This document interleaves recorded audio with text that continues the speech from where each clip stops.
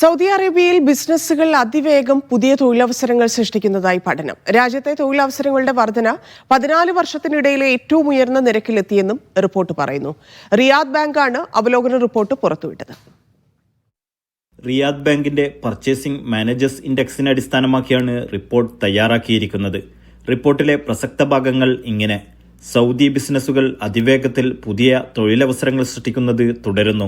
എന്നാൽ ഇത് സ്ഥാപനങ്ങളുടെ വേതന ചെലവിൽ റെക്കോർഡ് വർധനവിന് കാരണമായി. ഏറ്റവും പുതിയ പർച്ചേസ് മാനേജേഴ്സ് ഇൻഡെക്സ് ഡാറ്റ പ്രകാരം മേഖലകളിൽ ഉടനീളം പുതിയ ജോലികൾ 2011 മെയ് മാസത്തിന് ശേഷം ഏറ്റവും വലിയ വർധനവ് രേഖപ്പെടുത്തിയതായി വ്യക്തമാക്കുന്നു. ജീവനക്കാരുടെ ആവശ്യകതയിലുണ്ടായ ഈ കുതിച്ചുചാട്ടം വേതന ചെലവിൽ റെക്കോർഡ് വർധനവിന് കാരണമായി. ഇത് മൊത്തത്തിലുള്ള ചെലവ് സമ്മർദ്ദങ്ങൾക്ക് കാരണമാവുകയും ഉൽപാദന വിലയിൽ കൂടുതൽ വർധനവിന് കാരണമാകുകയും ചെയ്തിട്ടുണ്ട്. ഇതിനൊപ്പം വിപണിയിൽ ഉപഭോഗ വിലയും വർദ്ധിച്ചു.